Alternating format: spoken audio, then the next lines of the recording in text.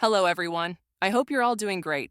Before we begin, I want to send a shout out to everyone who left a comment on the previous video, and a very special shout out to Kozak B8L, the one who was the first to comment. Now, let's dive into this exciting recap. Our story begins in a beautiful city, where we focus on its university, because our main character is a first-year student who has just enrolled. Until now, he's felt alone, which isn't something he enjoys. During the welcome party, he got food poisoning from something he ate and spent the whole night throwing up instead of enjoying the event. When classes resumed, he didn't have the courage to talk to anyone, which inevitably led him to feel isolated. He's now getting used to a lonely college life.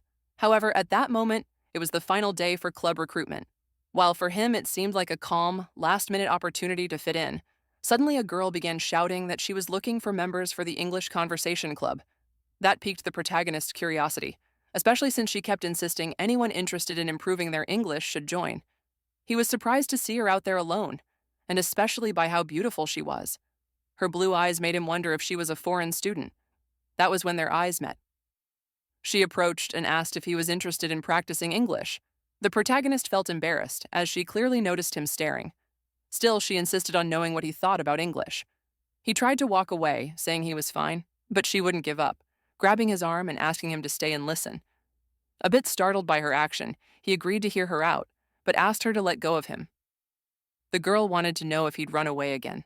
Although he was feeling a bit down, he asked what exactly she needed. That's when she asked if he found it boring to be alone at university, and invited him to learn English and have fun with the club members. Though he wondered how she knew he was alone, he figured maybe it was just that obvious. She went on to explain that English would be useful for his classes and help him land a job in the future, and that joining the club would be fun. Deep down, the protagonist thought that if he joined, he wouldn't be alone anymore. Still, he mentioned it seemed a bit late to join, but the girl assured him it wasn't. He then asked if he could still sign up, and with a bright smile, she grabbed his hand and promised he wouldn't regret it. The protagonist hoped they'd take good care of him. Meanwhile, a girl was watching the entire scene from a nearby booth, unsure if everything would turn out okay. A few days later, even though the protagonist was enjoying being in the club, at the moment they were just playing board games. That's why John W. told John to only move the piece with one hand. It was the rule, and the loser would have to buy drinks. She didn't want to be the one paying. Though she managed to move the piece correctly, now it was Lon's turn, who quietly wondered if the club did anything related to English at all. Just then, another girl, C, arrived. Her classes had ended early and she wanted to know if they had eaten lunch yet, but she looked visibly annoyed and stormed over to John, scolding him for just playing games with Juna and not participating in club activities. JN tried to explain himself, but as he was about to mention Juna, she gestured for him to stay quiet, so he simply said it was nothing. Still, C insisted on knowing what he had been about to say. That's when John stepped in to calm her down, assuring her that JN hadn't done anything wrong. The protagonist saw Juna as his upperclassman and the president of the English Conversation Club. Even though C kept complaining about John's attitude, Juna asked her to be patient. After all, he was only a freshman. John knew Juna, with her blonde hair and blue eyes, looked foreign, but she had told him she was of mixed Korean and foreign descent. As a native of Korea, her English wasn't perfect, which is why she worked hard to be a good club president, even if she often got distracted and ended up just playing games. Still, C continued scolding John, who sighed while she spoke.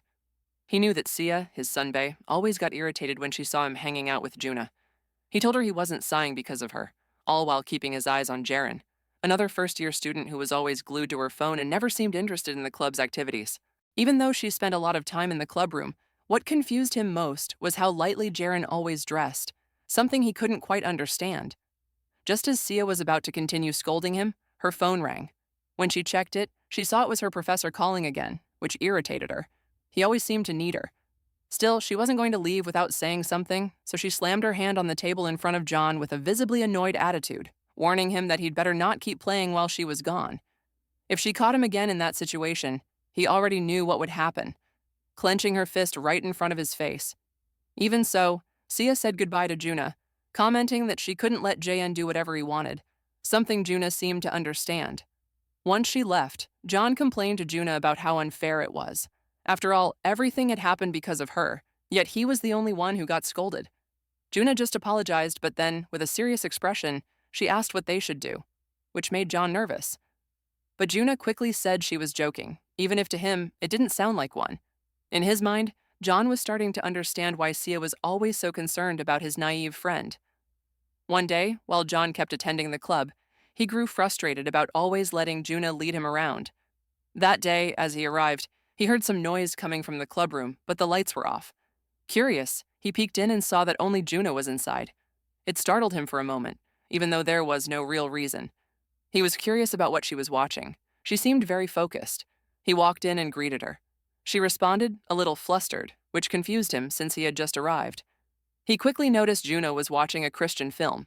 John didn't mind her enjoying that kind of content, but he did find it a little strange to be watching it in the clubroom. Juna, a bit embarrassed, asked him not to get the wrong idea. It wasn't weird to watch foreign movies, and it was just one scene. She suggested they study while it played in the background. John agreed, though it felt odd to him, and he sat down beside her. When he asked what movie it was, Juna explained that a friend had lent it to her. Jayan found it odd to study with movies he didn't know, but Juna explained that she was practicing her English by listening to them. He then asked if it was just the two of them in the club today, wondering if Sia or Jaren were around.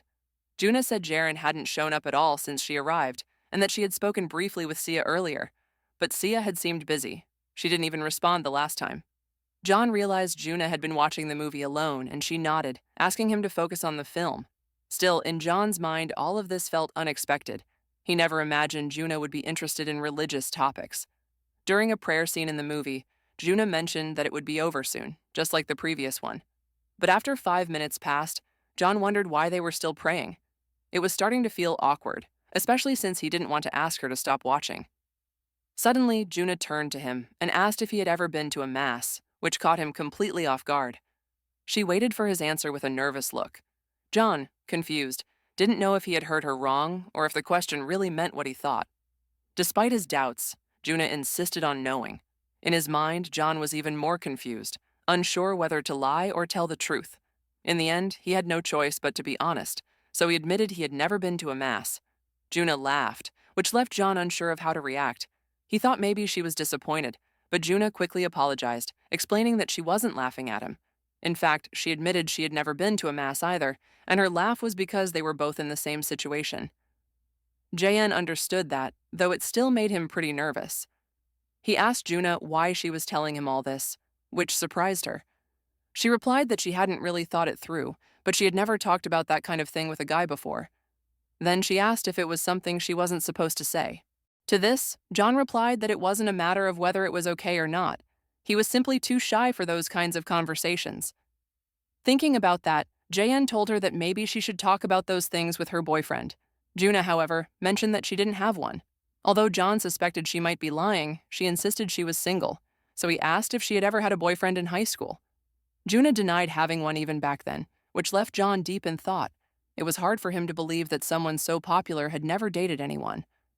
Juna admitted that she didn't really understand it either, saying no guys ever approached her. Then Juna asked Jayan if he had a girlfriend. He sighed and answered that he couldn't have one without having friends first. Juna nodded in agreement. Although she didn't mean it in a hurtful way, it still stung a little for John. Despite that, the conversation made both of them feel a bit more at ease. Thinking back to the topic of relationships, Juna mentioned that one of her friends, before starting to date her current boyfriend, used to listen to him preach the word of God once a day. She said men couldn't live without faith in a higher power, something John didn't entirely understand. Juna might have meant that, or maybe she was talking about playing with Fifi, which embarrassed John even more, since at first he thought she meant attending mass. Juna reminded him he had never been to one, and John admitted he'd misunderstood. Even though the conversation was incredibly awkward for him, Juna seemed to treat it like they were equals, both inexperienced, and saw no reason to feel embarrassed. In the end, John agreed. Excited, Juna asked John what he wanted to do next. She was genuinely curious if guys really played with Fifi every single day. Jayan, nervous, replied that it depended on the person. Some did it every day, others only once in a while. His answer only sparked more curiosity in Juna, who then asked which one he was. Did he pray every day or not? This embarrassed John even more, and he couldn't understand why she was so eager to know. But Juna made it clear that, whether he liked it or not, he'd end up telling her anyway. Trying to steer the topic away, John asked if she wrote music every day. That caught Juna off guard, though it didn't embarrass her the same way. John, a bit confused, asked why she'd be shy about something that, according to her, wasn't a big deal.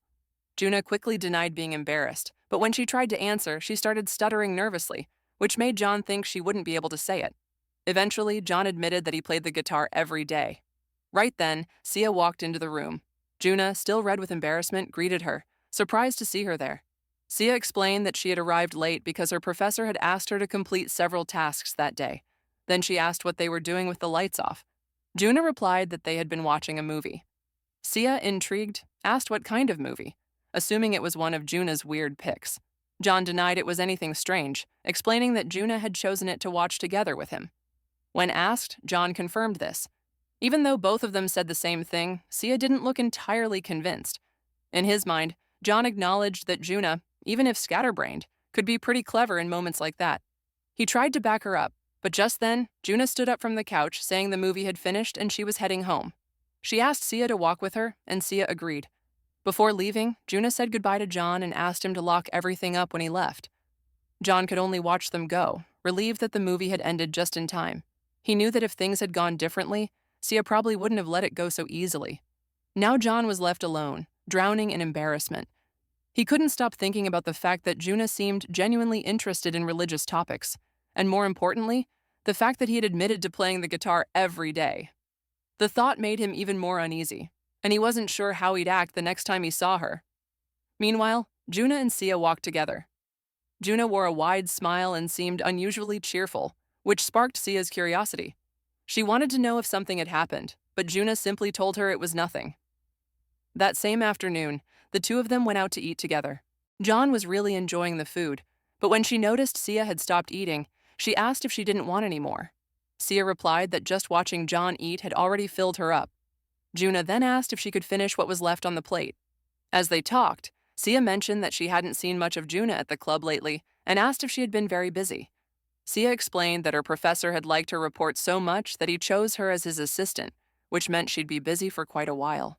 Juna understood and encouraged her. Sia then asked how things were going at the club without her and if everything was okay. That made Juna pause and think for a moment before saying that she had been feeling really happy lately.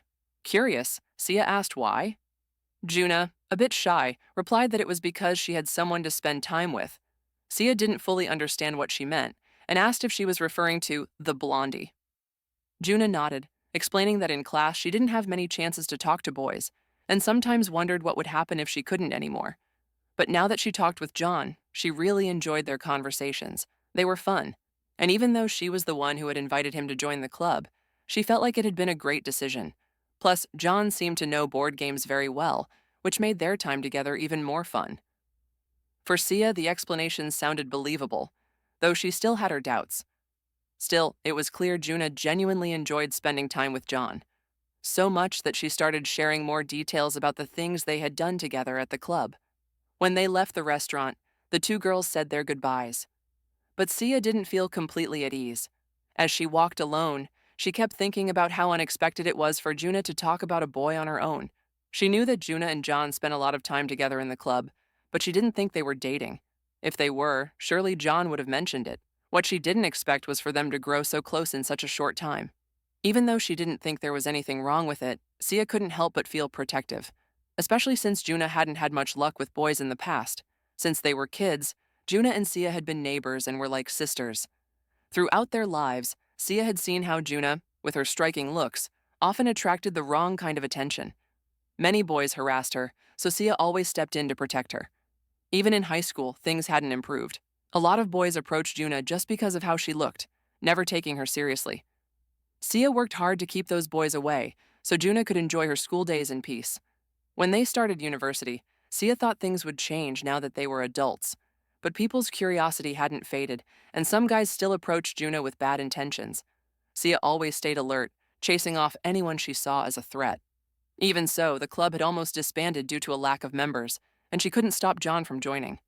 He seemed harmless enough, but Sia still wasn't sure if he was truly a good person. She wondered if it was best to just wait and see how things developed. Back in the club room, John, Juna, and Jaren were gathered. With a playful tone, Juna asked JN what he planned to do next, suggesting they play a little. But JN declined, explaining that he had an assignment due that same day. Juna, a little disappointed, insisted it would just be a bit of fun, but John remained firm in his refusal. At that moment, Sia arrived at the club. Both Juna and Jaein welcomed her, and Juna, surprised, asked why she had come so early and if she didn't have things to do. Sia explained that her professor was on a business trip, which gave her a more relaxed day. Juna smiled happily, glad that everyone was gathered at the club. John, slightly embarrassed, nodded in agreement. Sia pulled out a book to study, although in her mind, she only saw two young people playing around and didn't find anything particularly special in it. While she focused on her reading, she couldn't stop wondering what exactly Juna saw in Jaein and whether there was something she didn't know.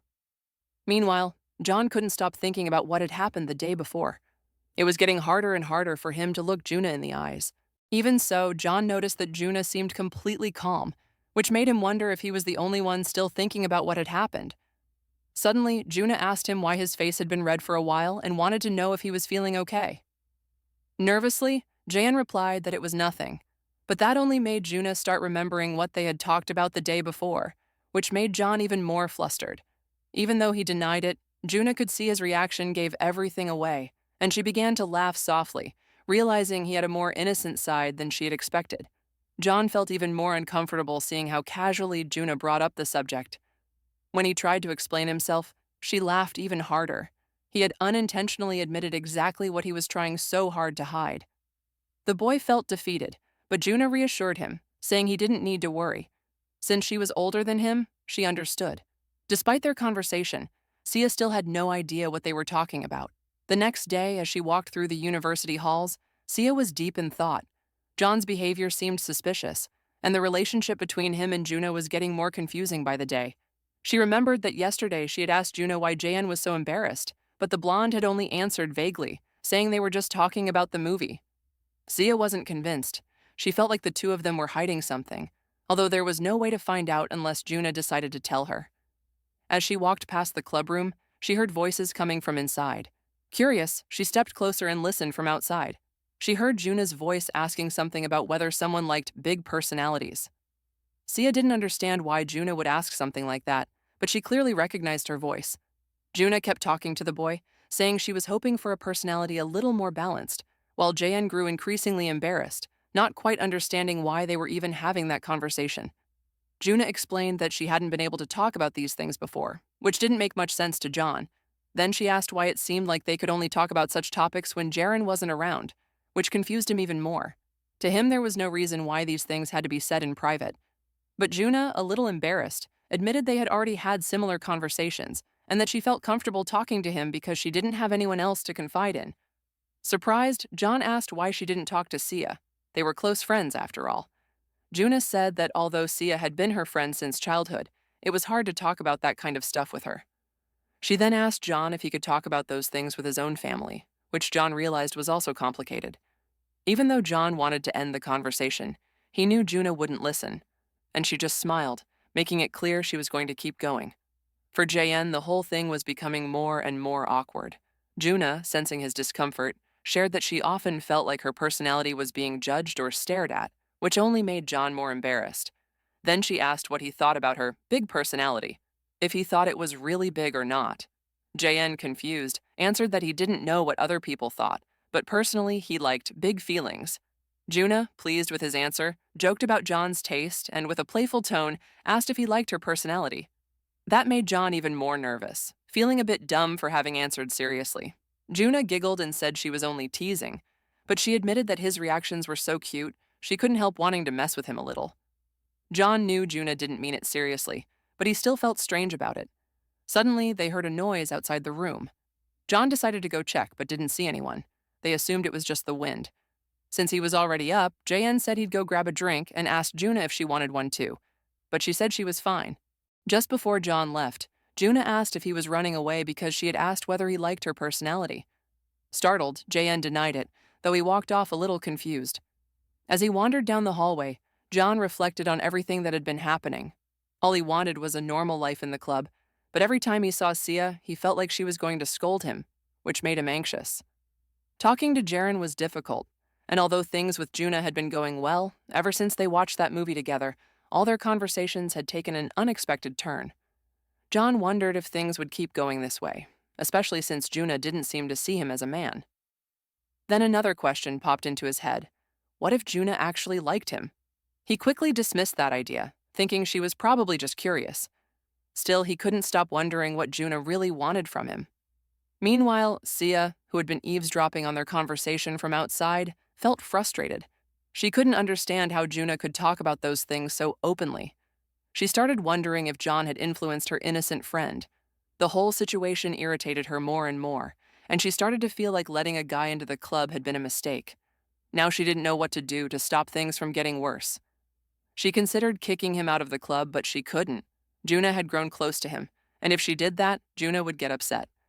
She thought about redirecting John's attention away from Juna, hoping that if she did, he would naturally distance himself from her. The next day in the clubroom, John noticed that only Sia was there. The others hadn't arrived yet. Now that he had opened the door, he couldn't just walk away. At that moment, Sia spoke to him in an unfamiliar tone. John was used to being scolded by her, if he was lucky, but this time she greeted him, which caught him off guard. He was sure that by now she'd be yelling at him, but he didn't understand why she was being nice. Sia asked if he planned to just stand there, and he shook his head. When John sat down, he was incredibly nervous, wondering if he'd have to be alone with her. Although she was reading, she spoke again soon after, and he wanted to know what was going on. Sia suddenly asked if he had a girlfriend, which caught him completely off guard. Not sure how to respond, he asked why she was asking about a girlfriend and not just a friend. Did she mean a girlfriend he'd go on a date with? Sia responded sarcastically, asking if there was another kind of girlfriend. He shook his head, so she insisted on knowing the answer. John told her he didn't have one. Sia accepted his answer, but the atmosphere between them quickly grew awkward. John realized he'd already had this exact conversation, only with Juna. He also noticed that Sia wasn't wearing her usual outfit, which felt strange. It was the first time he'd seen her in a skirt. Suddenly, Sia spoke again, startling JN. He replied nervously that they just had a lot in common, then asked her if she didn't see things that way too. Sia found the question interesting, closed her book, and stood up from the couch. She said maybe she did, and asked John what his type of girl was. He hadn't thought about it before, and didn't really understand why the question had come up so suddenly. Sia said she was just curious about what young guys liked, but in his mind, John knew she wasn't the kind of person who asked things just out of curiosity. What stood out to him even more was that she wasn't mad, which felt completely out of character. Then Sia asked if he had eaten lunch already. He said no, that he was planning to grab something from the cafeteria. She suggested they eat together, saying she knew a nice restaurant across from the university and didn't want to go alone. John explained that he had class soon, so he didn't think he had time to go out for lunch. Sia understood. Still, she seemed a little nervous, something John noticed. Normally, she looked stern or intimidating, but now she seemed relaxed and even pleasant. As he thought about it, he realized this was the first time they were alone, and it didn't feel bad at all. Sia wasn't angry or tense. Being with her actually felt similar to being with Juna. That made him wonder, could Sia be interested in him too? Was she seeing him differently now? The idea made some sense, and he started to feel flustered. Right then, Sia slammed the table and told JN that if they couldn't go out, then she'd just go with him to the cafeteria. However, Sia suddenly noticed something. The chalice was glowing. Embarrassed, she pointed it out to John, saying something was shining in his pants. He didn't understand what she meant at first, but when he looked down, he blushed and apologized, assuring her he wasn't thinking anything inappropriate. He said he was just heading to the cafeteria, even though he now felt uncomfortable, but Sia asked him to wait. John turned around, unsure of what she wanted, and Sia asked if he was really planning to go out looking like that. He didn't understand, so she insisted. What if someone saw him like that?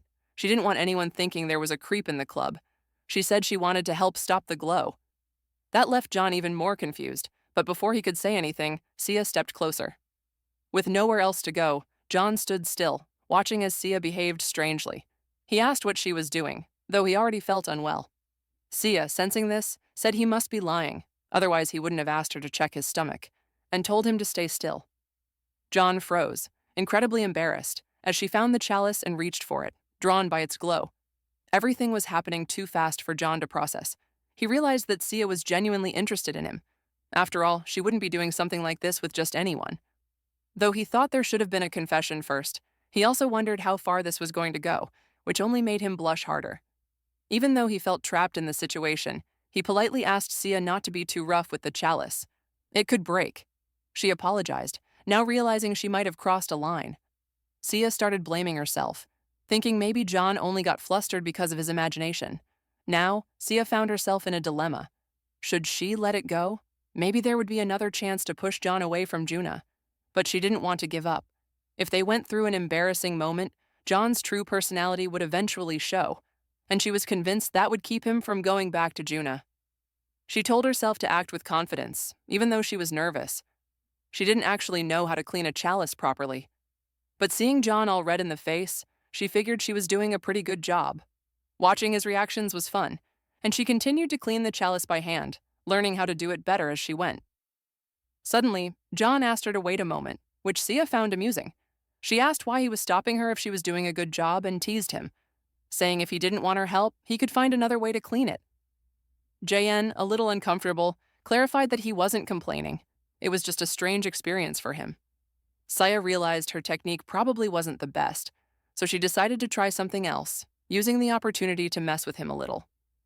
Even though the method she used was simple, the whole situation was so funny to her that she joked, saying if he'd just spoken up earlier, things would have gone differently. When John said he wanted to go get some holy water, Sia told him it was too soon. Not much time had passed yet. He tried to explain that her technique was surprisingly effective for blessing them both, which made her laugh even more. She felt like a master at this point. But then she noticed there was a bit of holy water on her hands. It looked different from what she'd seen before, which she found a little strange. As she looked at it more closely, she began to feel a wave of discomfort, a reminder of her sins. John, meanwhile, was speechless. Sia thought maybe he had seen something inappropriate, but as she reflected, she realized he had probably just been staring at her personality, which made her blush deeply. Sia, who had been amused at first, now felt annoyed with him. She grabbed the chalice tightly and said she was doing this to express her frustration. His calm confidence was driving her crazy. Just then, John went to get the holy water, but accidentally spilled it. Sia gave him a few light smacks on the forehead, thinking maybe it would help him look better. John was too confused to respond properly as she picked up her bag and stormed out of the room, blaming him for messing up her makeup and saying she was going to fix it in the bathroom. Once there, sitting quietly, she reflected on what had just happened. She realized she had let her attention drift towards something she hadn't planned. Even though she hoped this incident would help her push her plan forward, she couldn't stop thinking about a strange feeling she didn't quite understand. She had fulfilled John's religious urge, but had no idea what was happening to her. Meanwhile, back in the clubroom, John didn't care too much about Sia's anger, but he did think it was a bit extreme that she had wiped herself off on his clothes. Just then, Jaren arrived, and although she noticed John looked nervous, she didn't say anything. Still, she picked up on a smell and asked John if he had been playing with Fifi. He denied it, but Jaren said the scent was exactly the same as when they did play with Fifi. She recommended spraying some air freshener around the room to keep it from smelling bad. She added that unless he had held a ceremony in the club, it was clear he'd been playing with Fifi there. This embarrassed John so much that he left the room, clearly upset. The next day, all the club members were present. Even though he was playing a game with Juna, John could feel a dark aura coming from Sia. He started wondering if maybe he should have taken the day off, or if Sia was mad because he hadn't waited for her. Though he had left because of Jaren, he doubted Sia knew that, and now he wasn't sure what to say after everything that had happened. John tried to talk to Sia, but she quickly asked him not to, which made Juna worried. Still, the blonde wanted to keep playing. Just as she was about to make her move, JN got a message. When he checked, he saw it was from Sia, asking why he had left the day before, which left him confused. Juna asked if something was wrong, but JN simply said it was nothing, which made her a little suspicious. Meanwhile, Sia kept texting, asking if he was ignoring her, something that only made John more confused. He didn't understand why she was sending messages, but didn't want him to talk to her in person. Juna asked if he was going to play his move in the game, and he said yes. But after seeing the card he placed down, Juna asked if he really wanted to go through with that move. He might lose. Then she asked who the message was from, the one that had him so distracted. Feeling awkward, John said it was from a friend, but Juna didn't seem to believe him. JN tried to defend himself by saying it was someone he had just recently met. That's when Sia chimed in, claiming that John was using holy water with his friends. This left John even more confused. He had no idea what Sia expected from him. John tried to look at Juna's phone, but she quickly pulled it away and asked what he was doing. She wanted to be sure he wasn't lying and was about to stop playing with him altogether, but JN wouldn't let her cross that line. Just then, Juna slipped and fell on top of John. Even though he tried to ask if she was okay, the blonde immediately said she was fine and asked how he was instead. But John was more focused on the soft sensation in his hand. Still, he kept his cool so as not to worry her. However, Juna felt a sharp pain in her leg from the chalice, blushed heavily, and quickly pulled away. JN tried to explain it had all been an accident, and Juna immediately understood, telling him not to worry. That's when Sia called out to John and asked him to come with her. Nervously, John hoped they would just talk and not argue. As he left the room, he noticed his heart was beating faster than usual. He wasn't entirely sure he was feeling. Meanwhile, John and Sia found themselves in a break room. Sia, clearly upset, glared at him and scolded him for being so bold in front of everyone. JN, worried, tried to explain that Juna had just tripped, that there had been no hidden intentions behind it, but Sia snapped back, asking why the chalice had been glowing then. JN, confused, said he didn't really have control over that. Sia, puzzled by his response, suddenly got an idea. John didn't really understand what she was planning, but Sia told him to follow her. Inside the bathroom, she stared at him silently. JN was nervous. If someone walked in, it would definitely look suspicious. But Sia, full of confidence, told him not to worry. No one ever came into that place. Then she told him to stay quiet. She knew the glow of the chalice was somehow connected to Juna, but she had no idea how to stop it. Then she remembered a special cleansing technique that might make the light disappear. Though she hesitated to use it, there was no time for doubts, especially now that her thoughts felt clouded and what should have been discussed was shifting into something unfamiliar. Sia began to cleanse the chalice with precision, silently praying that the glow would fade. John, on the other hand, was confused by what she was doing. In his mind, he knew he didn't want to pray, but he was doing it for Juna, even though he was also confused about his own emotions. Suddenly, a bit of holy water emerged from the chalice, and Sia drank a little. She found the taste strange, but not unpleasant. John remained calm, while Sia, now curious, started to wonder what it would be like to hold a real ceremony and purify her soul. With resolve, she turned to JN and asked if he would accompany her in a mass to help her find the path to God. John, surprised, asked her to wait. He found it strange to talk about that in such a context and thought it might be dangerous. Sia, not understanding his reaction, asked if he was just being naive or if he simply didn't want to help her. Nervously, John tried to explain that it wasn't like that. That's when Sia revealed her hidden potential and firmly asked John to help cleanse her sins. Though he still seemed skeptical, he asked if she truly wanted his help, and Sia nodded. Just before they could begin, both of them heard noise outside the stall. John whispered that someone had entered. Sia already knew and told him to stay quiet so they wouldn't be found out. When they heard the sound of a door closing nearby, John asked again in a hushed voice if they should leave, but Sia thought that was a bad idea. Then they both heard a familiar sound. Though they were speechless, they soon recognized the voice. It was Juna, playing the guitar. She was fully immersed in her music, singing from the heart. Sia, listening, felt a swirl of emotions. She was sure it was Juna, and that worried her. She knew Juna was emotionally affected by what had happened with John. While Juna continued to sing in an attempt to find peace and connect with God, Sia and John listened in silence. In John's mind, the image of Juna playing the guitar stirred a flood of feelings. Suddenly, the chalice began to glow even brighter. Sia noticed and thought John was losing his mind. The chalice was clearly reacting to Juna's presence. Feeling anxious, Sia quickly covered the chalice with a cloth. Though she was rattled, John guided her in a prayer to help find the way back to God. Meanwhile, Juna kept playing with devotion, seeking peace within herself. At last, there was a moment of calm for everyone, but once the music stopped, they were all left a little flustered by the situation. Sia told John she would go check if anyone was nearby and that he should come out when she called him. John, distracted, didn't respond right away, so Sia had to repeat herself until he nodded. When she stepped out, John noticed a small mark on the floor in the neighboring stall, which made him feel slightly embarrassed. As they walked down the hallway, John couldn't stop glancing at her, feeling uneasy about the whole situation. He didn't understand how he'd ended up praying with her. It felt completely out of place. Sighing, he asked himself what that strange feeling inside him was. Originally, he had just wanted to make some friends in the club, but now Sia had suddenly asked for a sacred ceremony, and then acted like nothing had happened.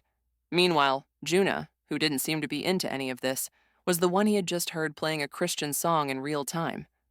He started to wonder if it had all started because of their earlier accident, which made him blush at the thought. Before they could re-enter the club room, John was surprised when Sia stopped him. She clearly had something to say. She wanted to make sure he understood what would happen if he ever mentioned what they had just gone through. John, visibly shaken, gave her a quick nod of understanding. When they both entered the club, Juna greeted them cheerfully. Sia commented that she was sorry for the long conversation, but Juna said it was no problem. She had also stepped out for a bit and had only just returned. Then she asked John if he was okay, to which he nodded, saying they had just been together. However, the room fell into silence. Juna couldn't say a word. Her face was bright red, and John, equally embarrassed, stared at the floor. That's when Sia tapped him on the shoulder and pressured him to confirm he was fine. He nodded again. Juna was relieved nothing serious had happened, but the silence lingered. Meanwhile, Jaren seemed annoyed. Inside, John felt like he was losing his mind. He didn't know where to look. On one side was Sia, and on the other, Juna, whom he couldn't even make eye contact with without imagining her singing. At that moment, Juna turned to him and asked why his face was so red, or if it was because she was too close.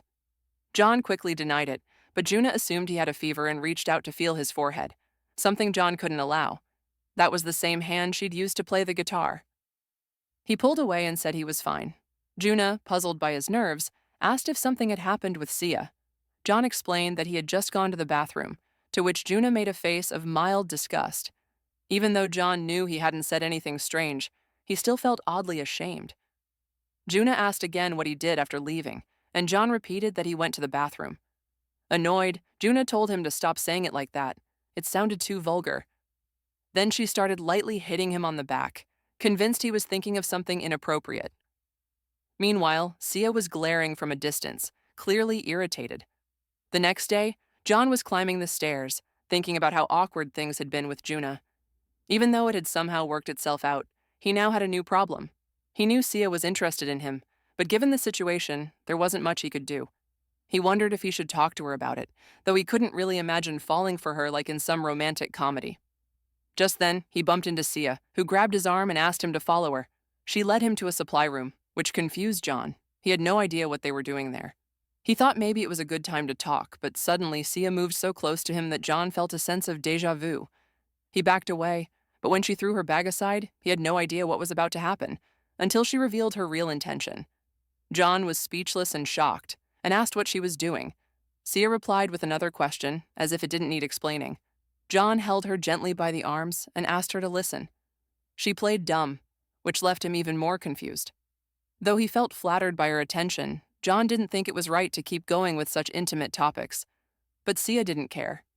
He wanted to know how she really felt about him, because if they shared the same feelings, he wouldn't mind continuing.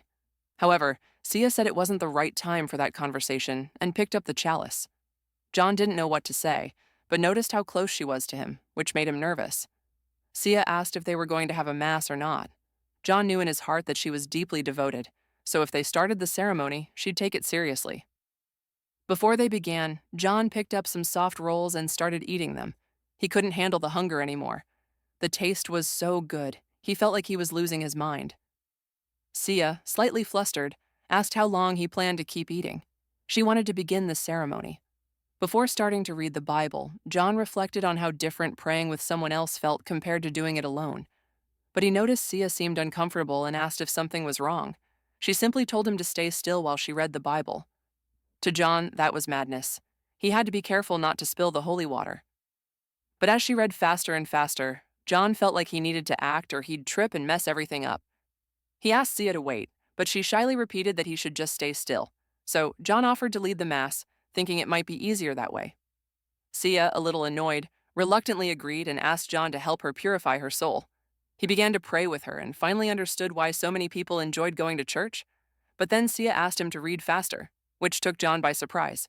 He noticed that her expression had shifted, but they were going so fast through the mass that John felt like he was losing his mind and ended up spilling the holy water.